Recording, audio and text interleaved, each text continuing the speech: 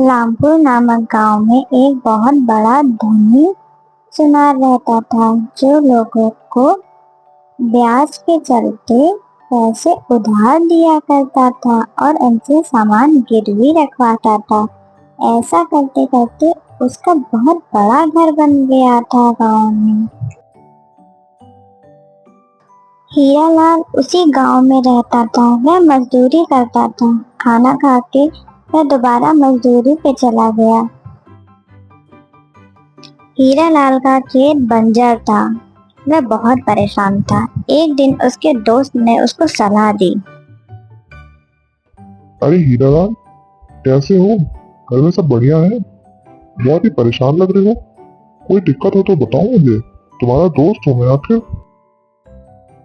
अरे भाई, क्या बताऊं, बहुत परेशान हूँ। घर पे एक बूंद राशन नहीं है और ये बंजर जमीन भी मेरे सर चढ़ी है। कुछ समझ नहीं आ रहा।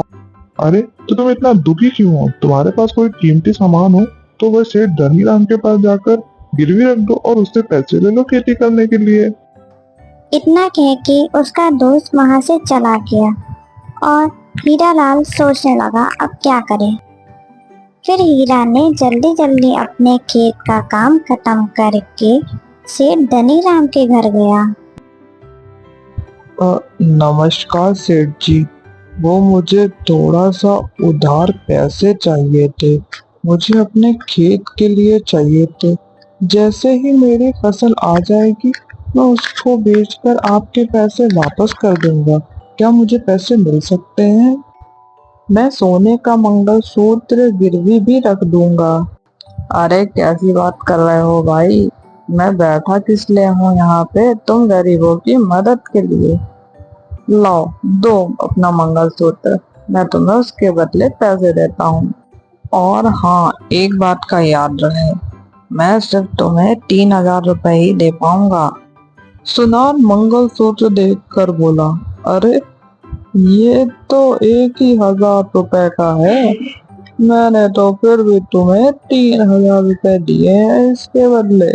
चलो ले जाओ, तुम भी क्या याद करोगे। और हाँ, जल्द ही वापस करना। हीरालाल सुनार की बात मान गया और उसे धन्यवाद कहकर वापस अपने घर की ओर फसल काटने चला गया। कुछ दिनों बाद उसने अपने खेतों में कड़ी मेहनत करी और उन पैसों से अधिक बीज लगाए और कुछ दिनों बाद उसे अच्छी फसल हुई, जिसे बेचकर वह बहुत खुश था और उसने बहुत पैसे कमाए। दोनों पति पत्नी बहुत खुश थे क्योंकि उनके घर नई खुशियां आई थी।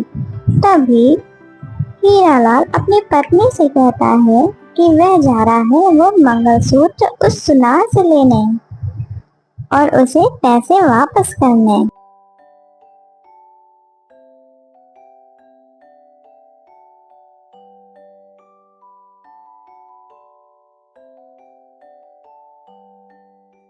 अरे सेठ जी, नमस्कार। कैसा चल रहा है आपका धंधा? ठीक तो है आप? हाँ हाँ, सब बढ़िया।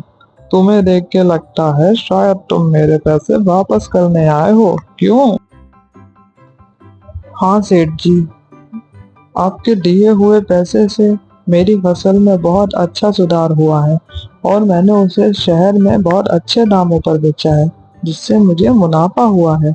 अब मैं अपना मंगलसूत्र लेने आया हूँ और आपके पैसे वापस करने आया हूँ। हाँ हाँ, चलो, अच्छा है तुम्हारा भी जीवन सुधर गया।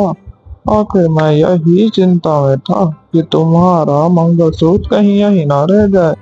वैसे बैठो, मैं लाता हूँ तुम्हारा मंगलसूत्र। सुनार अपनी अलमारी से वह मंगलसूत्र निकालकर उसे देता है। सेठ जी, ये मेरी पत्नी का मंगलसूत्र नहीं है। ये नकली है। ये किसी और का है शायद। मेरी पत्नी के मंगलसूत्र के पीछे मेरे पिताजी का नाम लिखा हुआ था और इसके पीछे नहीं लिखा है। जरा आप ध्यान से देखिए। अरे, अब तुम ये क्या बात कर रहे हो? तुम्हें क्या लगता है मैंने ये मंगलसूत्र बदल दिया? मैं चोर हूँ? ये बात तुम्हें पहले बतानी चाहिए थी कि तुम्हारे मंगलसूत्र के पीछे तुम्हारे पिताजी का नाम लिखा है। देखो, जो तुमने मुझे दिया मैंने तुम्हें वापस किया। अब तुम जानो और तुम्हारा काम जाने। आज तक किसी ने मेरे ऊपर ऐसा इल्जाम नहीं लगाया। तुम पहले इंसान हो ऐसे। अरे ऐसी बात नहीं है सेठ जी, मैं तो आपके पैसे वापस नहीं करने आया था, लेकिन वह मेरी पत्नी का मंगलसूत्र है, वो तुम मुझे दे दीजिए। एक बार आप देख तो लीजिए, शायद हो आपके पास। अरे भाई, अजीब बेगैरत इंसान हो तुम।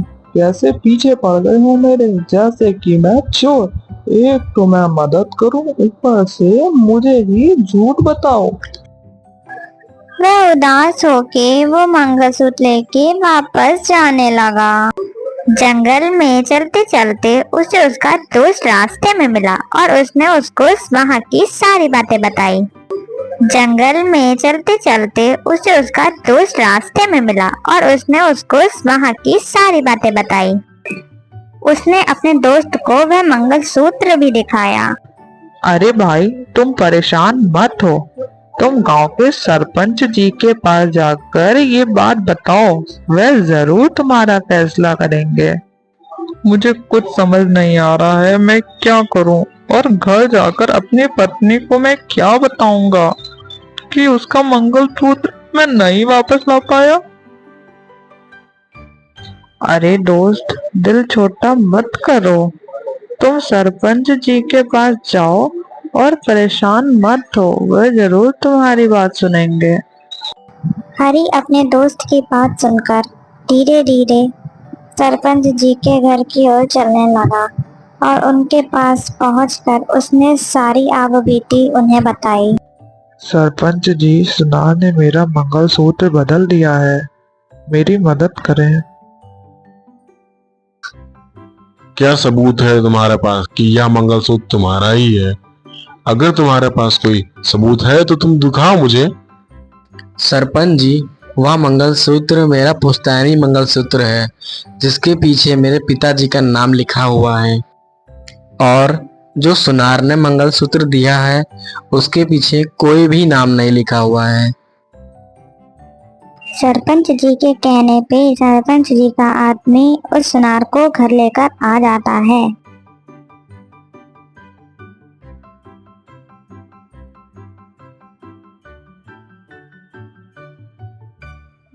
बोलो सेठ, क्या तुमने हरी का मंगलसूत्र बदल दिया है? तुम्हारे पिताजी तो ऐसा नहीं करते थे। आखिर बात क्या है सेठ? तुम मुझे सही सही बताओ। सरपंच जी, मैं तो इन गरीबों की मदद करता हूँ, इन्हें कर्ज दे के। कभी आज तक ऐसा हुआ है कि मुझे घर आना पड़े? इस हरी की ही नीयत खराब है मेरे पैसों पर, तभी ये मुझ पर उल्टे सीधे इल्जाम लगा रहा है। अगर तुम्हें इतनी ही दिक्कत है तो तुम इन गरीबों को पैसे उधार में देते ही क्यों हो? हरी, अब तुम बोलो, सच्चाई आखिर क्या है? सरपंच जी, मैं एक गरीब आदमी हूँ, मैं क्यों झूठ बोलूंगा। बस आप सेठ जी से बोल दीजिए, असली मंगलसूत्र मुझे वापस कर दें। वह मेरा पुश्तैनी मंगलसूत्र है, जिसके पीछे मेरे पिताजी का नाम लिखा हुआ। सरपंच जी, ये मुझ पे इल्जाम लगा रहा है। मैंने तो सोचा ये गरीब है, क्यों ना इसकी मदद कर दूं। मैंने तो इसके जैसे लाखों की मदद की, पर किसी ने कुछ कहा नहीं, लेकिन ये मुझे ही गलत ठहरा रहा है। सरपंच जी, ऐसे तो ये मुझे पूरे गांव में बदनाम कर देगा। अब इसका कोई आप ही उपाय निकालिए सरपंच जी। मुझे लगता है सेठ सही है, शायद गलती तुमसे ही हो रही है। एक बार तुम जाके उस मंगलसूत्र को दोबारा चेक करो और उसके बाद देख के मुझे बताओ, फिर आगे मैं देखता हूँ। आज की सभा यहीं खत्म होती है। सरपंच जी की बात सुनकर सेठ मन ही मन खुश हो गया कि अब उसकी चोरी नहीं पकड़ी जाएगी। लेकिन हरी उदास हो गया, उसका पुश्तैनी मंगलसूत्र अब उसके पास नहीं था। सरपंच जी के मन में एक ख्याल आया और उन्होंने अपने आदमी से कहा, मुझे लगता है ये सेठ झूठ बोल रहा है। हरी का मंगलसूत्र इसी में रखा हुआ है। ये सेठ जहाँ अपना सोना रखता है, तुम जाके उस सोने को चेक करके देखो और शायद उसमें ही हरी का मंगलसूत्र हो। मैं चाहता हूँ ये काम तुम जल्द से जल्द करो, वरना वह सेठ सतर्क हो जाएगा और अगर कहीं वह मंगलसूत्र छुपा ना दे। जी सरपंच जी, जैसा आप कहते हैं मैं वैसा ही करता हूँ। लेकिन ध्यान रहे, तुम्हें बहुत सतर्क होकर सेठ के घर जाना होगा, ताकि उसे ये ना पता चले कि तुम मेरे आदमी हो। जी सरपंच जी, उसे बिल्कुल भी नहीं पता चल पाएगा कि मैं आपके आदमी हूँ, और मैं वेश बदल कर जाऊंगा, क्योंकि मेरे पास एक पुश्तैनी हार है जो कि मैं उसके घर गिरवे रखूंगा और देखूंगा कि वह हार वह बदलता है या नहीं। अगर वह बदल देगा तो वह पकड़ा जाएगा। अगले ही दिन सरपंच का आदमी भेष बदलकर सेठ के घर गया। उस सेठ जी, मुझे कुछ पैसे उधार चाहिए, क्या वो मुझे मिल सकते हैं आपसे? और मेरे पास एक पुश्तैनी हार है जो आपके पास गिरवी रख दूंगा।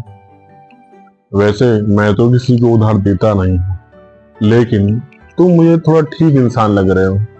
ठीक है, ले लो फिर। और हाँ, पर एक बात याद रहे, जिस हार की तुम बात कर रहे थे, उस हार को तुम्हें मेरे पास गिरवी रखना होगा। हाँ हाँ, क्यों नहीं सेठ जी, जैसे ही मेरे पास पैसे आ जाएंगे मैं आपके पैसे लौटा दूंगा और अपना हार भी ले लूंगा आपसे। सेठ उसे पैसे दे देता है और वह वो पैसे लेकर चला जाता है। कुछ दिन बाद वह सेठ के घर वापस आता है, वह पैसे लौटाने और अपना हीरो का हार ले। सेठ जी, ये लीजिए अपने पैसे और मेरा हार मुझे वापस कर दीजिए। सेठ जब उसका हीरो का हार निकाल रहा होता है, तब वह व्यक्ति देखता है कि हरी का मंगलसूत्र असली वाला उसके ही टोकरे में पड़ा है, और वह जाकर सबको ये बात बता देता है। फिर सरपंच जी उसको भरे गांव में बीच बाजार में बुलाकर उसको गांव से बेदखल कर देते हैं और हमेशा हमेशा के लिए निकाल देते हैं। सरपंच जी ने हरी को इंसाफ दिलाया, इसीलिए कहते हैं हमेशा सच का साथ देना चाहिए, ना कि झूठ का। आज की कहानी यहीं तक। फ्रेंड्स, अगर आपको मेरी स्टोरीज अच्छी लगती हैं तो हमें सब्सक्राइब करें और नई वीडियो के लिए बेल आइकन जरूर क्लिक करें। Thank you.